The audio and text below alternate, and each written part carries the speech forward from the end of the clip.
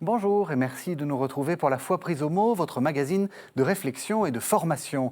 Cette semaine, je vous propose une émission qui m'a été suggérée par la question d'un de nos auditeurs, surpris d'entendre que l'on ne devait pas avoir la même dévotion pour Marie que pour Dieu, puisqu'on adore Dieu et qu'on vénère Marie. En y réfléchissant, je me suis dit qu'on pouvait aller plus loin dans sa question, à laquelle nous allons quand même répondre, ne vous inquiétez pas. Doit-on rendre le même culte au Père, au Fils, à l'Esprit, à la Vierge et au Saint? Et que faire des objets? Doit-on avoir la même référence à l'Eucharistie qu'à des reliques? Et que dire des images? Vous l'avez compris, c'est la passionnante question des intermédiaires entre Dieu et nous, que ce soit des personnages, des rites, des objets, que nous allons nous intéresser en compagnie de deux invités. Père Louis-Marie Chauvet, bonjour. Bonjour. Vous êtes curé de Deuil-la-Barre, c'est dans le diocèse de Pontoise, je crois. Voilà, c'est ça. Vous êtes professeur émérite à l'Institut catholique de Paris. Vous enseignez la théologie de la liturgie et des sacrements. Et vous vous intéressez à la question du corps dans les sacrements. Justement, de l'objet. Les sacrements, la liturgie, ça passe par le corps. Voilà. Frédéric Boulet, bonjour. Bonjour. Vous êtes professeur à l'Université catholique de l'Ouest, à Angers, et vous êtes professeur en fait de théologie dogmatique et sacramentaire, donc vous aussi vous vous occupez du sacrement. Tout à fait. Oui. Voilà.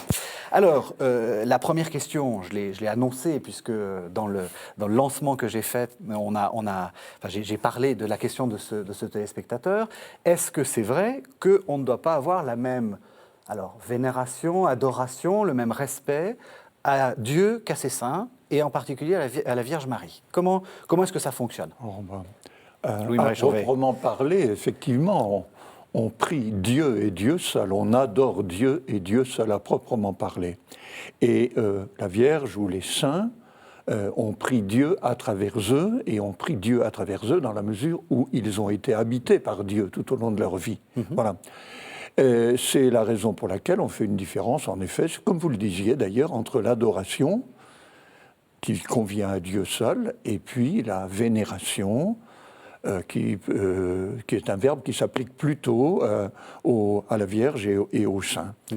Donc il y a une différence en effet qui est qui est d'ailleurs enregistrée comme telle en théologie, et qui a d'ailleurs donné lieu lors de la grande querelle des images là, à propos de l'iconoclasme au 8e siècle, qui a donné lieu à une confusion justement dans la langue latine entre adorer et vénérer, car les latins n'avaient qu'un seul mot, ou c'était le mot principal en tout cas qui leur venait, le mot adorer, et donc ils ont cru que le concile de Nicée numéro 2, qui a eu lieu donc en 787 si je me souviens bien, que ce concile qui a donc qui a pris position pour le culte des images, les latins ont cru, au concile de Francfort, c'était sous Charlemagne, que le terme qui avait été employé, c'est le terme adoré. Il ne s'agissait pas de ça, il s'agissait de la vénération, proskunesis en grec, et du coup, ça a créé une confusion, ce qui a fait que,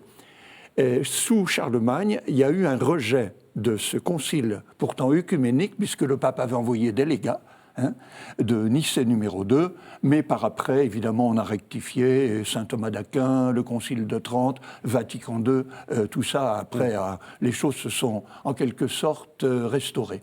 C'est intéressant ce que dit Louis-Marie Chauvet, ça c'est toujours intéressant ce qu'il dit, mais parce que justement, on sent que le vocabulaire, il ne faut pas être prisonnier du vocabulaire. C'est-à-dire que si je dis que j'adore Marie, est-ce que je fais une faute théologique majeure? Tout dépend qui le dit. Je dirais, il faut d'abord partir, je dirais, de la perspective de prière de quelqu'un. Et ça, c'est infiniment respectable. Donc, si quelqu'un prie Marie, ou voilà, dans son vocabulaire, c'est le signe que Marie est celle qui va lui ouvrir le chemin vers Dieu, vers son Fils. Et je dirais, ça, c'est la vocation mariale par excellence. Elle est la première des sauvées, donc celle qui nous entraîne vers le Sauveur. Donc, c'est vrai qu'en termes théologiques stricts, dans un devoir de théologie, un étudiant écrirait ça, on lui dirait « attention, tout dépend de qui d'où on parle. Je crois que ça, c'est vraiment quelque chose qui est important. Ne pas se crisper sur des questions de vocabulaire que les gens ne possèdent pas forcément. Alors, pour un vocabulaire de spécialiste, c'est évident qu'il faut faire attention. Si quelqu'un va à Lourdes pour prier Marie, il nous précédera sans doute dans le royaume des cieux, même si on est de grands professeurs de théologie, etc. Voilà. Et moi, je suis beaucoup plus ouverte et toute simple face à ce genre d'expression. Tout dépend qui le dit. Après, c'est vrai qu'au niveau théologique, il faut faire attention, on n'adore que Dieu. Et effectivement, Marie est celle qui va nous entraîner. D'ailleurs, quand on regarde le « Je vous salue Marie », c'est prier pour nous, pauvres pécheurs. On lui demande de prier pour nous. Donc cette prière très populaire, elle montre bien qu'on demande à Marie de prier pour nous. Elle est celle qui nous entraîne vers son Fils, vers le Sauveur. Oui. Justement, dans le « Je vous salue Marie », c'est très intéressant parce que vous avez à la fois l'adresse à Marie, « Je vous salue Marie », qui est une forme de prière à Marie, puis après il y a « Prier pour nous », on a exactement ça. Mais je suis tout à fait d'accord, hein. Il ne faut pas se crisper sur l'évolution des mots. Les gens, effectivement, ont un usage d'un certain nombre de termes qui, du point de vue théologique, ne sont pas strictement au point, si vous voulez. Mais là, c'est comme quand on dit quel est le prêtre qui a célébré la messe. En fait, ce n'est pas le prêtre, c'est l'assemblée qui célèbre. C'est le nous commun. Dans la liturgie, tout est en nous. Hein, et le nous, c'est première personne du pluriel, c'est un collectif. Donc c'est ce nous qui célèbre. Le prêtre préside. Maintenant que des gens disent c'est le père X ou Y qui a célébré la messe, personne ne va s'en offusquer, on ne va pas lui faire de remontrance pour autant. Voilà. Alors, justement, est-ce que je continue dans mes questions naïves, qui sont aussi des questions que je reçois dans le courrier. Est-ce qu'il faut faire des différences entre les personnes de la Trinité au niveau justement de cette adoration? On a l'impression qu'il y a une sorte de gradation, et c'est une lettre là qui me vient à l'esprit. Le Père, le Fils, l'Esprit, Marie, les saints. Donc en gros, voilà, si je prie un saint, je suis tout en bout de la chaîne. Par contre, si je prie Dieu, c'est beaucoup mieux. Alors, je dirais d'abord, au sein même de la Trinité, on a un repère. Le repère, c'est la prière liturgique. Et la prière liturgique, depuis les origines, elle est toujours adressée au Père, par le Fils, dans l'Esprit.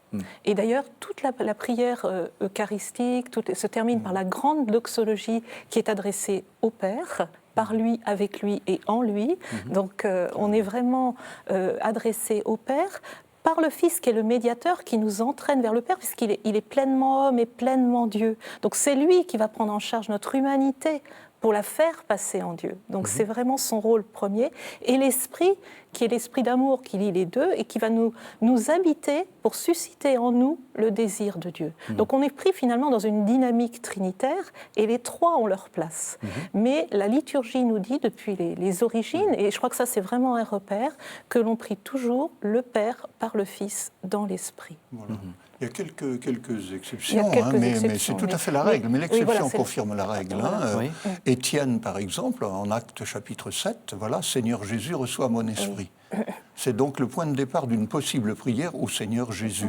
Et au Saint Augustin, quand il parle des psaumes, il parle du Christ auquel nous prions comme à notre Dieu, ou par lequel nous prions comme à notre grand prêtre. Voilà, donc les deux sont possibles.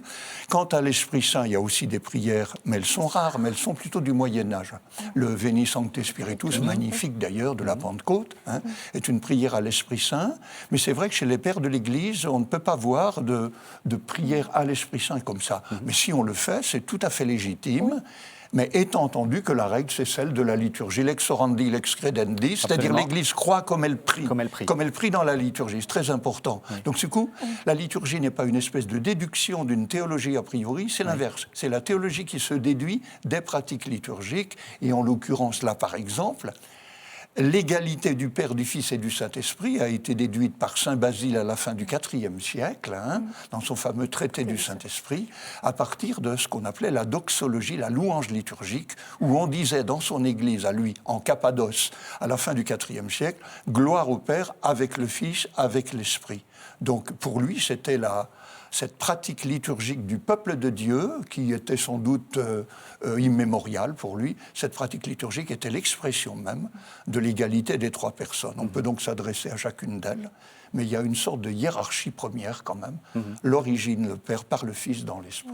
Et alors donc, avec Marie et les saints, vous avez dit, il faut penser quoi? Une sorte de compagnonnage, il faut s'imaginer avec le saint un petit peu devant nous ou à côté, qui prie avec nous.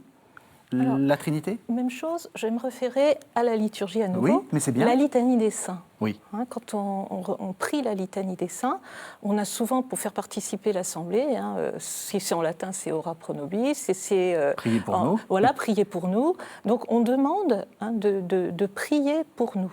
Et je crois que là aussi, c'est tout à fait juste, c'est-à-dire, Marie a un rôle très particulier. Elle est Immaculée Conception, elle est la première des sauvées, mais elle est mère de Dieu, et ça a été bien défini par le Concile d'Éphèse. Mais je crois qu'il faut la regarder comme celle qui nous montre la personne qui a laissé pleinement la grâce agir en elle.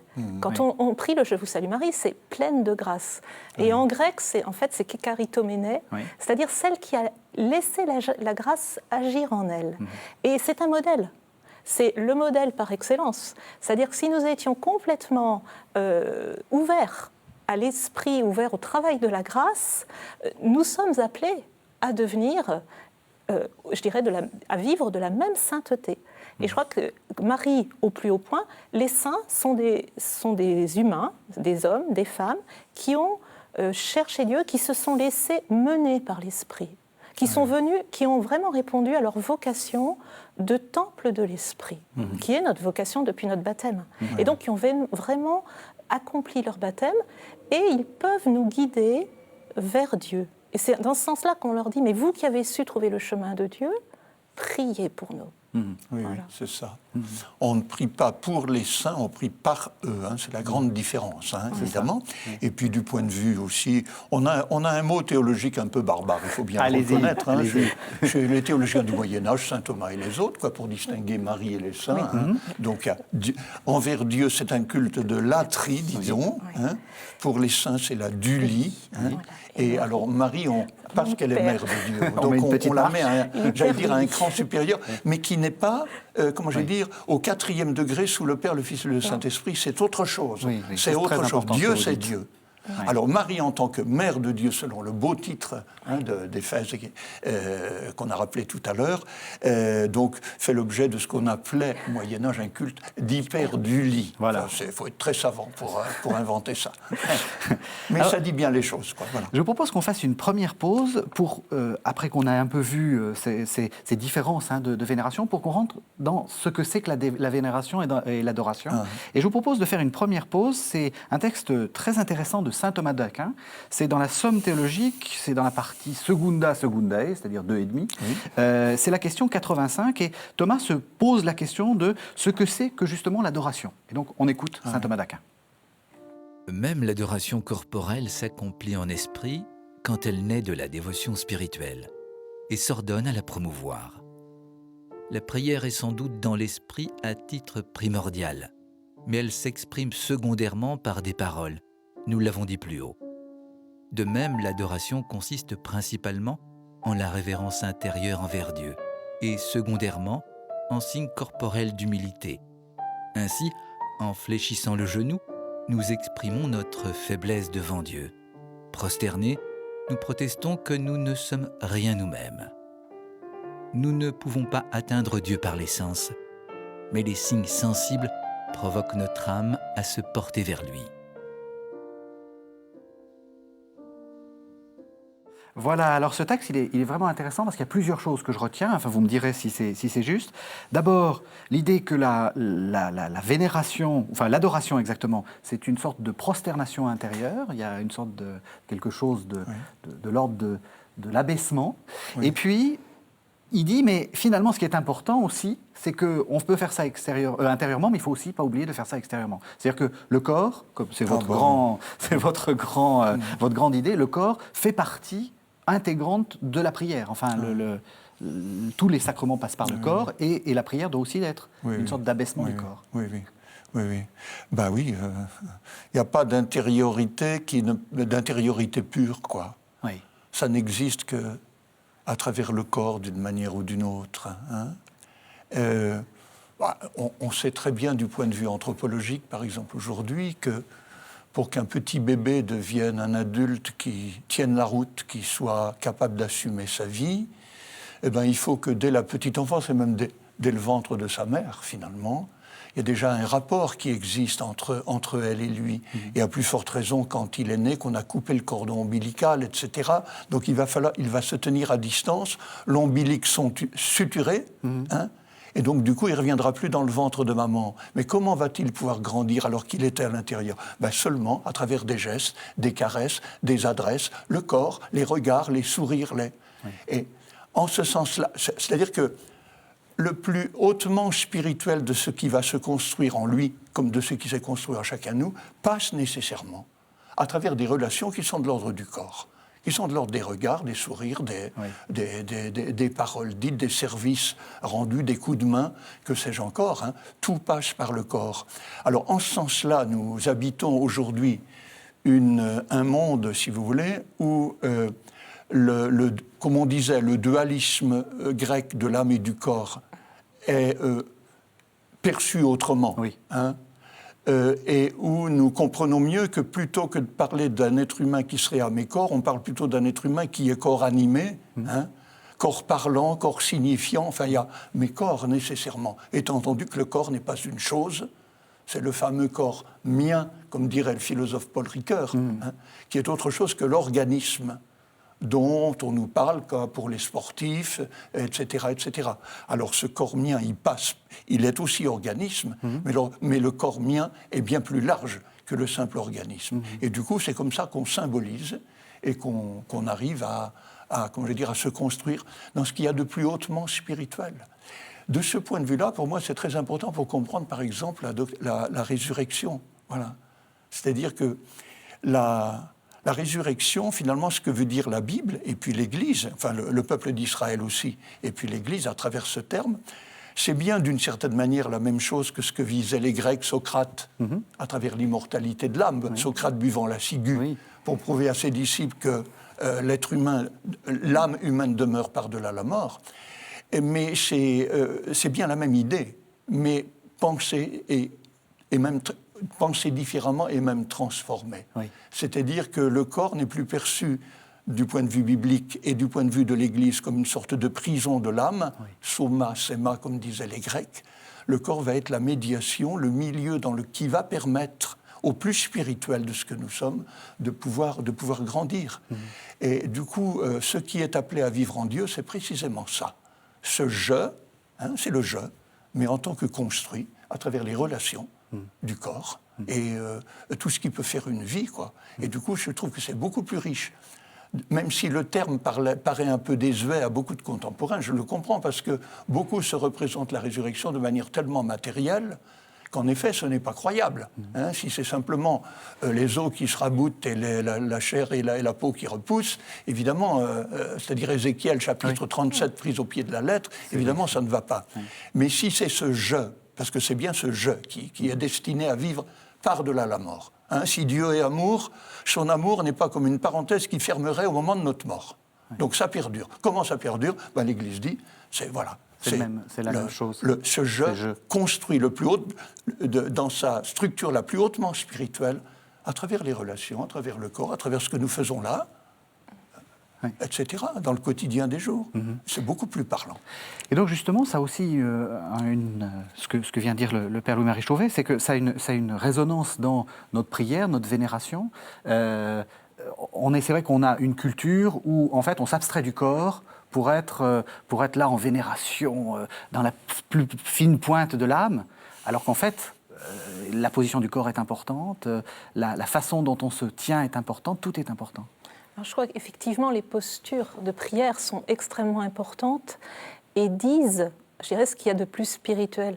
Alors, on ne peut pas laisser son corps au vestiaire quand on rentre dans une église. C'est-à-dire, et puis, je crois aussi qu'il y a cette affirmation du credo que l'on dit comme ça, sans quelquefois réfléchir, mais tous les dimanches, pratiquement, si on dit le symbole des apôtres, on va dire « je crois à la résurrection de la chair », ça veut dire que notre corps est appelé à passer, je dirais, dans une perspective d'ouverture totale à Dieu. C'est ça, finalement. Et le corps, en liturgie, expérimente déjà là, quelque part, de la présence de Dieu. Et être en prosternation ou en grande prostration, ça dit vraiment ce que l'on est face à Dieu.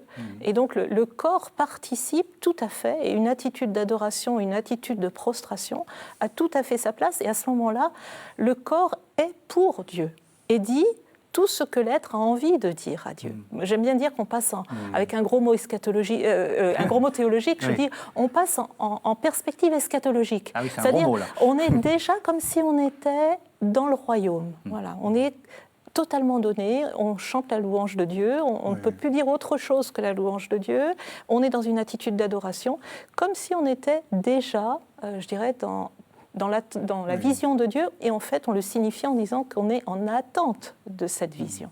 Et donc, le corps le dit autant que l'esprit. Oui. Il me semble que la redécouverte de la tradition biblique, jointe à la philosophie contemporaine, la phénoménologie notamment, nous aide à comprendre les choses beaucoup mieux. Celui qui a sans doute, pour moi, écrit les plus belles pages sur ça, c'est Michel de Certeau, au début de son livre « La faiblesse de croire ». Voilà, donc c'est un Il a qui est mort dans les années 80. magnifiques intitulées « L'homme en prière, cet arbre de geste », où il dit mais le geste ne vient pas seulement accompagner la prière, le geste est prière. La prière est une succession de gestes. On dispose des objets, on se met... Et c'est vrai que chacun d'entre nous fait cette expérience-là. Le simple fait d'être assis dans un fond d'église ou dans une petite chapelle, dans l'espèce de sidération d'une présence, mais c'est la prière. La prière, elle est là. C'est mon corps qui prie. Quand je fais l'encensement des personnes qui sont décédées, je demande que cet encens que l'on fait monter là, par respect pour la personne qui a été créée à l'image de Dieu, qui a été configurée au Christ par la foi et le baptême, qui est devenu temple de l'Esprit Saint, c'est quand même pas rien, et bien que cet encens soit notre prière et qu'il monte. Voilà. Moi, je crois. Et il n'y a aucune superstition. Là-dedans, c'est l'inverse. Oui. C'est toujours la même chose en liturgie. Nous n'avons pas besoin d'un troisième concile Vatican pour nous donner encore de nouvelles prières. Le problème, c'est de bien habiter les rites qui nous sont proposés par le Concile Vatican II. Quand je fais une démarche de procession, chaque pas est un pas vers le Dieu riche en miséricorde qui vient vers moi. Si j'habite spirituellement que je ne sais pas là, je suis dans la prière. C'est clair. Et quand j'aime beaucoup les gestes, beaucoup de gens lèvent les mains comme ça pendant le Notre Père, je trouve ça que c'est très beau. Oui. Ou même les prêtres pour la doxologie, la par lui, avec lui, en lui, quand il y a ceux qui concélèbrent, j'en vois aussi, comme moi d'ailleurs, qui spontanément lèvent les mains, et c'est très bien. Oui. Ou alors quand on voit la forêt de bras qui se lèvent, car c'est à toi qu'appartiennent le règne, la puissance et la gloire. Voilà, le corps est prière, s'incliner en disant le je confesse, s'incliner tous devant la croix, mais c'est la prière. Oui. Bien sûr, ça peut être routinier, évidemment, tout peut être perverti, tout. Mais, comment dirais-je, pour moi, m'incliner en disant je confesse à Dieu, c'est pas simplement faire un geste ou une posture du corps qui accompagne la prière, c'est ma prière. Voilà. Je vous entends, Frédéric Poulet, dire oui. Vous êtes d'accord ? Tout à fait, oui. Parce que je pense que le corps doit retrouver sa place vraiment dans la prière. On a peut-être été trop à intellectualiser la prière, et je crois surtout en Occident, c'est moins vrai ailleurs, mais en Occident, on a eu beaucoup tendance à vouloir intellectualiser et à comprendre ce qu'on disait, etc. Alors que je crois qu'il faut savoir être pauvre aussi dans la prière. C'est-à-dire que des fois, on peut être fatigué, on est là, nos lèvres parlent, voilà, et c'est une prière. Le corps est là, il est présent. on n'est pas forcément toujours pleinement attentif à tout, des choses nous échappent, Non, etc. C'est une façon d'être pauvre aussi et de dire, c'est au cœur de cette pauvreté que Dieu m'attend. Et c'est au cœur de cette pauvreté que je peux prier pour le monde. La prière n'est pas une spécialité, je dirais, réservée à une élite. Elle est inscrite au cœur de toute personne. Et il faut savoir, je dirais, pauvrement, avec son corps, signifier la présence à Dieu, c'est-à-dire se rendre présent à Dieu, être là pour Dieu. Et je crois que c'est d'abord le corps, parce que la meilleure façon d'être là, c'est d'être présent, mais physiquement. C'est intéressant ce que vous dites, parce que souvent les gens disent « Ah, j'ai mal prié, j'étais, comme vous dites, fatigué, puis tout d'un coup, l'esprit est parti. » Et donc, comme si ce n'était pas une prière. Vous vous dites, le fait d'être déjà près d'un autel, à genoux ou assis, c'est déjà une prière. Oui, et je crois que c'est toujours se rappeler que c'est l'esprit qui prie en nous. On est peut-être trop volontariste. Et si on se laisse vraiment habiter par l'esprit, laissons l'esprit prier en nous.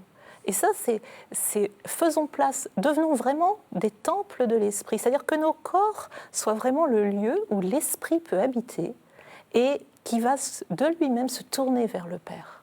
Et je crois que c'est ça l'acte de prière. C'est faire place à l'esprit. Il est très important, en effet, de désintellectualiser la prière, etc. Nous sommes trop intellectuels. Dans la liturgie, il ne s'agit pas de s'apesantir pour comprendre chaque mot. Ce serait épuisant. Or, la liturgie est un lieu, au contraire, de décontraction. On se laisse porter. Moi, hier, j'ai chanté un très beau gloire à Dieu. C'était magnifique. Je n'étais pas en train de penser à ce que chaque mot veut dire. Je me suis laissé porter par le chant de tous. Et du coup, c'est ça la louange. Mais c'est ma voix, c'est mon corps, ma voix, qui priait. Et le chant, bien souvent, c'est ça. Donc nous sommes un peu victimes d'une intellectualisation qui voudrait que nous comprenions tout pour que ce soit, entre guillemets, spirituellement valable. Il faut absolument lutter contre ça et revenir à quelque chose de beaucoup plus simple. Mais habiter véritablement un chant, habiter le corps dans sa posture, dans son geste, dans ses démarches, mais c'est ça la spiritualité.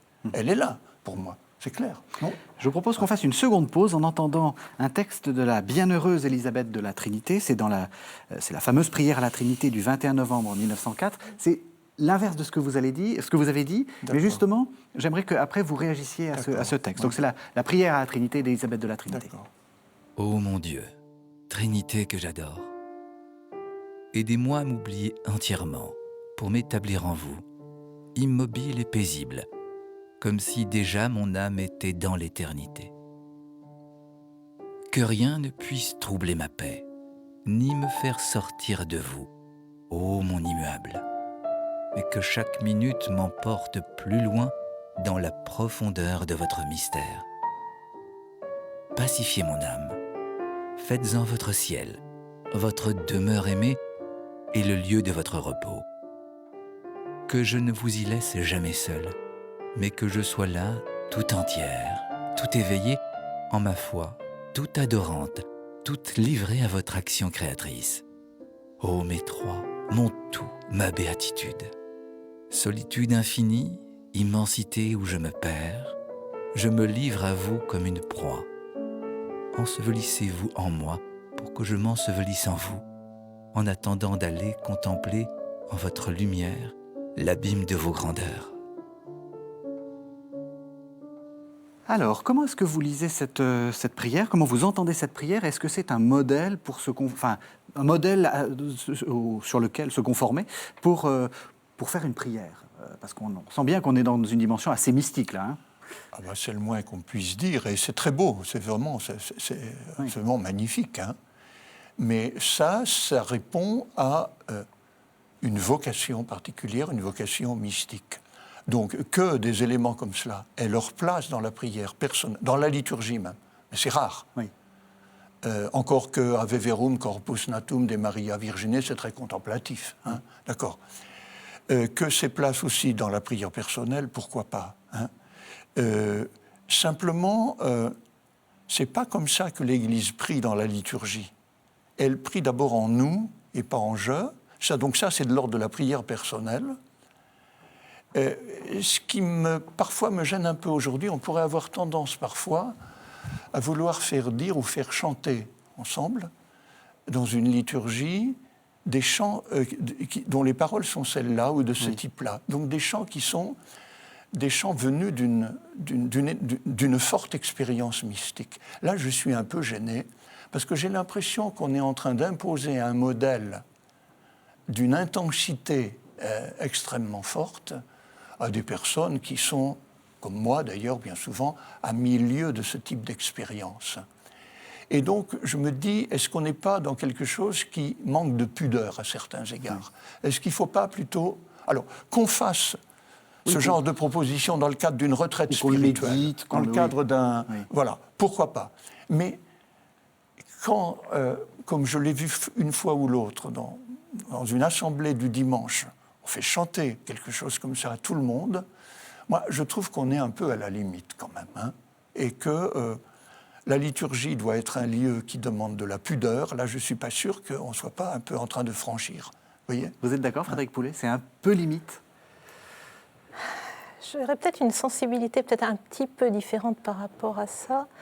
En entendant cette prière-là d'Élisabeth de la Trinité, je me disais que le corps n'est pas du tout absent, parce qu'en fait, elle dit « je voudrais contempler ta lumière ». Donc on a quand même une analogie qui est corporelle. Alors c'est une expérience mystique, et souvent je dis aux étudiants, une expérience mystique, c'est pas fait pour servir de modèle de prière à toute l'Église, et ça doit rester exceptionnel. C'est un don de Dieu. C'est exceptionnel et c'est fait à une personne pour le bien de tous. Voilà. Et ça ne doit pas aller au-delà de ça, ça ne doit pas être le modèle de toute vie. Alors, je crois qu'il y a à la fois, il faut toujours trouver l'équilibre justement entre une prière, je dirais, ecclésiale en nous, et puis une prière personnelle qui peut tout à fait connaître ses accents mystiques et qui effectivement doit être préservée par une pudeur.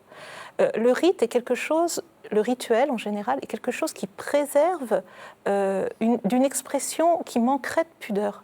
Le fait qu'on ait des paroles qui sont proposées, par exemple, souvent je dis par rapport au rituel du mariage, si on demandait à des gens de dire en public pourquoi ils veulent se marier, ça serait vraiment violer leur intimité de couple.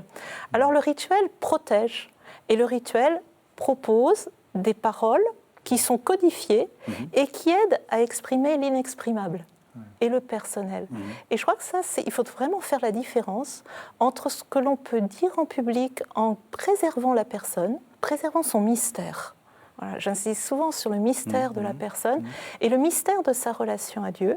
Et puis, des lieux où ce mystère peut s'exprimer, mais je ne pense pas que Élisabeth de la Trinité, lorsqu'elle a écrit ça, l'a écrit pour que ce soit publié. Voilà. Et dans le sens, dans le sens où c'est une expérience personnelle qui est très belle et qui a sa place dans l'oraison, qui a sa place dans la vie de prière. Et heureusement qu'il y a des expériences fortes pour, je dirais, donner le goût de Dieu et le goût de la prière, y compris le goût de la prière liturgique. En d'autres termes, il faut préserver la diversité des jeux de langage dont nous avons besoin dans la foi. Il y a le jeu de langage liturgique, puis il y a le jeu de langage théologique, puis il y a le jeu de langage mystique. On est dans la mystique, on en a besoin de ce langage-là aussi. Mais pour l'utilisation liturgique, il y a le fameux Anima Christiam du Christ, sanctifie-moi, corps du Christ, sauve-moi, sang du Christ, enivre-moi. Bon, il y a quelques... Mais c'est pas non plus simplement, aujourd'hui, on tend peut-être, il me semble qu'on tend peut-être à, entre guillemets, à en rajouter, dans la mesure où on voit bien que l'accent porte sur des expériences individuelles et émotionnelles fortes. C'est ça qui est demandé par beaucoup de gens aujourd'hui, y compris dans nos assemblées paroissiales, et on peut comprendre pourquoi, et on peut aussi se laisser interroger pour savoir comment honorer cette demande. Ça, je le pense. Mais il peut y avoir une accentuation telle de cette prise en direct sur Dieu avec un jeu individualiste et de la musique qui murmure, si vous voulez, dans un certain nombre de chants, qui, à mon avis, devient là aussi limite. La liturgie, c'est en nous, c'est pas simplement des murmures, si vous voulez, individuels, même si aujourd'hui la culture appelle ça. Mais ça peut être un peu dangereux. Je sais pas ce que... Mais je crois qu'il faut faut toujours garder l'aller-retour entre la liturgie et la vie d'oraison. C'est-à-dire que la vie d'oraison doit nous porter à pouvoir prier en corps ecclésial. C'est-à-dire membre du corps, j'ai un temps de prière personnelle, mais ça doit me porter vers une prière ecclésiale. Et la prière ecclésiale, elle doit renvoyer à la prière personnelle. Donc je crois que là, elles se nourrissent mutuellement. Et je crois qu'il faut garder justement cette diversification pour pouvoir avancer dans une authentique vie de prière, à la fois prière personnelle d'oraison, peut-être avec des moments mystiques, mais en général les mystiques ne crient pas sur les toits qu'ils ont vécu une expérience mystique et une expérience communautaire. Mais bon, moi je pense quand on chante par exemple Exultet la nuit de Pâques, mais c'est vraiment, mais c'est lyrique, c'est voilà, on ose dire des choses et on est devant un cierge, voilà, et on se laisse aller à dire la nuit bienheureuse, et là c'est une prière liturgique, et il y a de la place pour le sentiment dans la liturgie, il y a de la place pour l'émerveillement dans la liturgie, mais je dirais c'est un émerveillement et un lyrisme qui est donné par l'Église. Et ça vient compléter la prière personnelle, mais la prière personnelle n'a peut-être pas à être exposée aux yeux de tous, parce que c'est aussi le secret du roi. Et je pense qu'une Élisabeth de la Trinité, elle aurait gardé ce secret du roi. Elle l'a écrit et puis on l'a repris après. Mais c'est le secret du roi. C'est dans le livre de Tobie, cette jolie citation. Une belle expression de ce que Frédéric vient de dire, c'est les moments de silence dans la liturgie, où chacun prie personnellement, mais où on entend un silence communautaire, c'est-à-dire une prière communautaire qui s'entend. Moi, par exemple, qui ai le bonheur de présider, comme on dit, donc l'Eucharistie, la messe assez souvent, j'aime bien au début, quand on dit la première prière, l'oraison d'ouverture, qui sont souvent très sobres, j'aime bien entendre le silence de l'Assemblée. Vraiment, on entend une mouche voler. Eh bien, à ce moment-là, quand ma voix fait monter, parce que c'est la prière de tous, c'est pas votre qui prière, se dit... Eh ben c'est vraiment, voilà, chacun peut prier personnellement et en même temps se sentir, comme dirait saint Paul, membre du corps du Christ à plein, quoi. Hein. C'est très fort. Alors on a beaucoup parlé d'adoration. Maintenant, la vénération, et en particulier la question des intermédiaires, des objets vénérables, si on peut dire.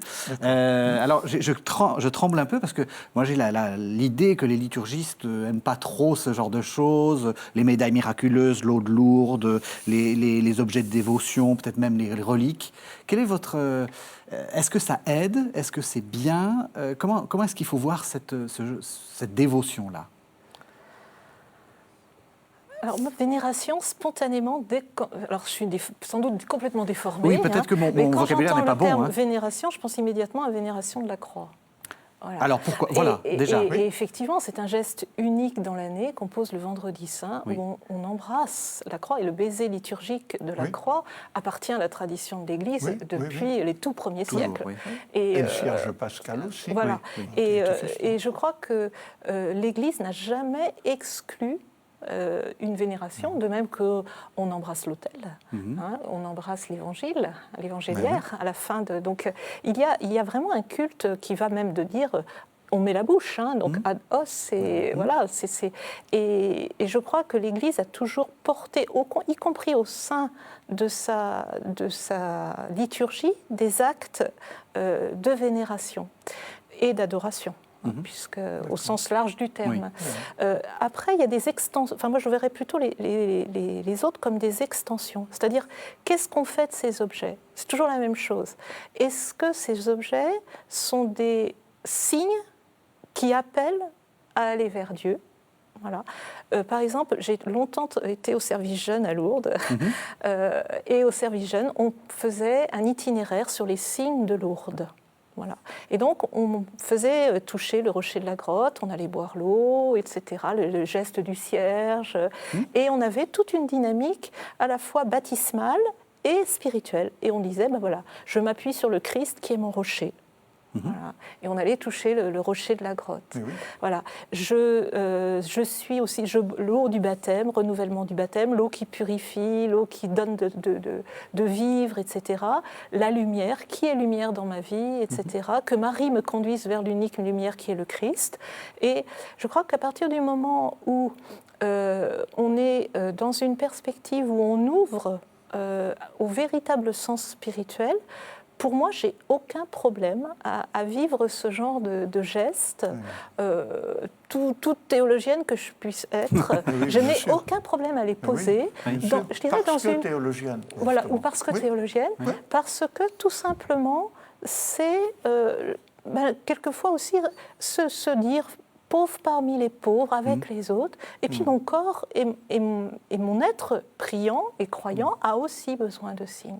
Donc moi, je ne suis pas du tout contre. Le tout, c'est que ça ne devienne pas un culte idolâtre, que je préfère la médaille au Christ ou que je préfère la médaille à la personne qui est représentée sur cette médaille. Ce n'est pas la médaille qui va me sauver, mais la médaille peut être le signe de mon sauveur. Comme quand on porte une croix, c'est le signe de notre sauveur. Voilà. Et donc d'ailleurs, on bénit toujours la personne qui va porter l'objet. Quand on dit qu'on va bénir des objets, on bénit toujours la personne qui va porter l'objet. C'est dans les formules de bénédiction, c'est toujours précisé. C'est pour ceux qui le porteront. Mais alors vous aussi, vous n'avez pas de problème? Non, je suis absolument d'accord. Il y a simplement une hiérarchie dans les objets. Il y a les objets liturgiques traditionnels. Alors le plus significatif, c'est l'autel. C'est un objet. Il y a le cierge pascal, il y a la croix, etc. Ça fait partie de la tradition liturgique. C'est même tellement important, des objets comme ça, qui faisaient l'objet d'une véritable vénération. Avant qu'on ne connaisse, dans notre tradition liturgique romaine, latine plus exactement, l'adoration du Saint-Sacrement, on vénérait l'autel, on vénérait le livre de la parole, on vénérait, alors chez les orientaux, les icônes, qui eux n'ont jamais eu le culte d'adoration eucharistique que nous connaissons, mais ces objets étaient vraiment des objets à dimension spirituelle, et pas seulement à dimension décorative ou dimension didactique pour instruire les gens, comme les vitraux sur les vies des saints ou sur le rapport entre l'Ancien et le Nouveau Testament. Donc, il y a des objets. Certains objets ont fait l'objet d'une véritable vénération. Je pense notamment au livre de la parole. C'est quelque chose. Et dans la liturgie actuelle, quand même, enfin, on le lève, on l'encense, on le chante, on l'alléluiate, si je peux ainsi m'exprimer. On l'enlumine, on l'illumine avec les cierges, etc. On le baise comme, je veux dire. Et le prêtre ou le diacre ou l'évêque, bien sûr, quand il a lu l'Évangile, il le lève en chantant ou en disant « acclamons la parole de Dieu ». Il élève la chose, alors que ce n'est pas à la chose que l'on s'adresse, c'est à celui que désigne la chose. « Louange à toi, Seigneur Jésus ». Mais il élève la chose quand même, parce qu'en langage liturgique et théologique, le livre devient comme le sacrement du Christ qui nous parle. Et donc, alors, tout est comme ça. Après, alors, il y a les autres objets, comme les médailles. Ça, c'est ou les statues dans une église, ou l'eau bénite, l'eau de Lourdes, enfin bon, que sais-je encore, hein, voilà, ces choses-là. Bon, alors ça, c'est d'un degré inférieur, mais comme Frédéric, personnellement, je ne vois pas de difficulté à mettre un cierge ou, à utiliser de l'eau de Lourdes. Simplement, comment dirais-je, les dérives sont possibles, mais ça me rappelle un film. Je peux. Oh, allez-y. Film de comment il s'appelle, Dolmy, L'Arbre au sabot, des années 70 à peu près. Donc on est en Lombardie, chez des paysans très pauvres qui sont exploités par les grands propriétaires. Et on a en scène une femme, une paysanne, qui est veuve et qui n'a plus qu'une vache. Sa vache devient malade. Elle prend un seau, elle va à la rivière, elle remplit son seau, et elle repasse devant un tout petit oratoire sur lequel il y a un autel avec une statue de la Vierge. Elle pose son seau, elle fait une prière, et elle va donner cette eau à boire à sa vache, laquelle, nous montre le film après, semble s'en porter bien. Mais dans le même film, et c'est ça qui est très intéressant, c'est qu'on voit alors là, franchement, un sorcier qui est en train de préparer une mixture avec divers ingrédients, en invoquant les anges, les saints, les machins, etc., pour donner à boire à une vieille femme qui est en train de mourir. Eh bien, on a là deux choses dont on pourrait se dire, a priori, c'est du pareil au même, tout ça c'est de la superstition. Ben, je regrette. La première chose n'est pas du même ordre que la seconde. La seconde, on est dans la sorcellerie. C'est-à-dire, on ne parle à personne en vérité. Hein. On essaie de faire sortir des énergies des objets en invoquant finalement Dieu, les anges, les saints et tout le bazar, mais il n'y a pas de dialogue. Alors que dans le premier cas, cette femme avec son seau. Je ne ferai pas ça. Mais dans sa culture, eh ben, il s'adressait à Dieu à travers la Vierge Marie, et peut-être qu'elle a fait la plus belle prière du monde. Moi, ça me rappellerait l'obole de la veuve dans l'Évangile. Hein, ou bien la femme atteinte d'hémorragie, là, qui touche le bout du manteau de Jésus. Moi, il me semble qu'il y a un certain nombre de gens qui sont comme ça. Alors, nous pouvons être prompts, et je reconnais que ça peut être aussi parfois ma tendance, prompt à dénoncer ça comme superstition. Mais vraiment, je n'en suis pas sûr. Et je veux dire, comme théologien, précisément, je comprends fort bien qu'on peut habiter des gestes qui nous paraîtraient superstitieux de manière vraiment spirituelle. Non ? Ouais. La clé, c'est, Louis-Marie Chauvet a dit, le dialogue. C'est ça, la clé. C'est que enfin, l'objet est, entre guillemets, alors d'énormes guillemets, légitime à partir du moment où ça instaure un dialogue entre Dieu et moi, et donc, entre moi et Dieu. Il n'est pas utilisé pour lui-même. Oui. Voilà. Il est signe. Voilà. Alors, voilà, on pourrait dire signe. C'est vrai qu'au premier siècle, on avait un nombre infini de sacrements, enfin pas infini, mais un nombre beaucoup plus important de sacrements que le septénaire. Oui. Hein, et on n'avait pas voilà. Et c'est vrai que beaucoup d'objets peuvent être signes finalement de la présence de Dieu et conduire à Dieu. Voilà. Un chapelet avec lequel on prie tous les jours, toute une vie. Je dirais, quand on arrive auprès d'une personne âgée, malade, où on voit le chapelet usé, moi je suis toujours émue face à ça. C'est-à-dire, ce chapelet en lui-même, c'est un chapelet, voilà, c'est des billes de bois assemblées les unes aux autres, mais combien de prières, de relations à Dieu à travers ce chapelet. Voilà. Et alors, est-ce qu'il est vénérable, justement, ce chapelet, dans le bon sens du terme? Vous voyez ce que je veux dire? Alors là, je vais laisser le spécialiste parler. Est-ce qu'il est vénérable, ce chapelet? Parce qu'il a été... vénérable, je ne dirais pas, mais on peut pas le traiter comme un objet, comme un simple objet profane. Voilà, on va le traiter avec respect. C'est tout. Je trouve que c'est bien. Mais oui, tout dépend, finalement, c'est toujours la même chose, quoi. Hein? Il n'y a pas d'un côté du spirituel qui serait légitime et de l'autre côté du matériel qui serait non légitime. Oui. On a parfaitement le droit de prier pour la santé de sa grand-mère. Oui. Parce qu'on aime sa grand-mère et qu'on va à Dieu avec tout ce qu'on est, donc y compris avec son amour pour la grand-mère. Alors, ceci étant, on ne va pas demander à Dieu, si la grand-mère a 90 ans, de lui redonner ses artères de 20 ans. C'est pas ça. Mais on peut demander à Dieu de lui donner de l'apaisement, etc. Mais dans l'onction des malades, voilà un sacrement qui passe, donc avec l'onction sur les mains et le front, etc. Mais, comment je vais dire, quand c'est célébré, on va le faire nous dans 15 jours, quand c'est célébré dans le climat de prière qui convient, avec les gestes qui conviennent, avec la préparation qui convient. Mais il y a aussi un mieux qui se produit et qu'on voit. Alors, bien sûr. Les personnes atteintes d'un cancer, ça ne les guérit pas. Ça ne les guérit pas. Hein, mais il y a aussi un mieux physique qui est en quelque sorte la résultante d'un mieux-être moral, d'un mieux-être psychique, il y a un mieux-être spirituel. Réconciliation avec Dieu, avec l'entourage dont on est dépendant, avec son corps qui est malade et qu'on a du mal à assumer. Voilà. Mais quand on peut accepter ça dans la paix, alors à ce moment-là, il y a un mieux-être. Mais au fond, tout dépend, je reviens à Saint Paul, moi c'est les fruits de l'esprit, quoi. Je prie Dieu pour ma grand-mère.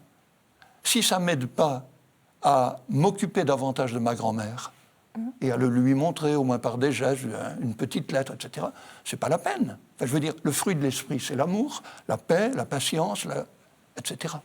Donc, tout peut être habité spirituellement, en quelque sorte. Hein. Voilà. Dernière question, et ça sera pour vous, Frédéric Poulet. C'est une question justement un peu en lien avec ce qui vient d'être dit. Est-ce que la liturgie, ça sert aussi à aller mieux, à être bien? C'est pas son premier but. Son premier but, c'est quand même Dieu. C'est la relation à Dieu. Alors Dieu veut notre bonheur. Dieu nous aime. Donc, parce que nous sommes ses enfants d'adoption. Il nous a créés. Hein. La première grâce, c'est la grâce de création. Donc évidemment, si on retourne à la source de l'amour, ça ne peut que nous rendre plus humains. Donc on ne peut qu'aller mieux. Je dirais, plus on devient proche de Dieu, plus on est humain. parce que le seul vraiment humain, c'est le Christ, donc il nous montre le chemin de l'humanité accomplie. Et donc, effectivement, la liturgie, c'est un lieu où on peut effectivement trouver, je dirais, pas forcément un bien-être corporel, au sens d'une expression corporelle, mais un abandon du corps à Dieu, et effectivement, je dirais, signifier la vocation profonde de notre être, c'est-à-dire être présent pour Dieu, être là pour Dieu. Et dans ce sens-là, oui, la liturgie, c'est un chemin qui nous aide à aller mieux. Mais vous voyez, pas dans le sens d'une recherche de soi-même. Les témoignages des gens, des paroissiens habituels sont multiples là-dessus. Après une célébration qui a, comment j'ai dire, où on a senti une communauté en prière, enfin, etc. Ben, les sourires, oh, mais ça se voit. C'est très fort, par exemple, dans le rite des funérailles. Dans les rites des funérailles où on accompagne justement une souffrance. Et finalement, on dit, ben voilà, on est aussi avec Dieu dans cette souffrance et on prie Dieu face à cette souffrance. Et là, on est vraiment dans une perspective où on dit, ben, l'humain, tout ce qu'on a vécu, etc., ne s'arrête pas là, et on prie pour la personne, et on demande le bonheur pour elle, de lui pardonner aussi ce qu'elle a pu rater dans sa vie, de façon à ce qu'elle accomplisse vraiment sa vocation de fils de Dieu adoptif, et sa vocation baptismale. Merci à tous les deux. Alors, peut-être que les téléspectateurs vont avoir envie de vous entendre à nouveau, et par la voix du livre en particulier. Louis-Marie Chauvet, vous avez fait paraître un livre qui reprend un peu ce que vous nous avez dit au début de l'émission. Ça s'appelle « Le corps, chemin de Dieu » chez Bayard.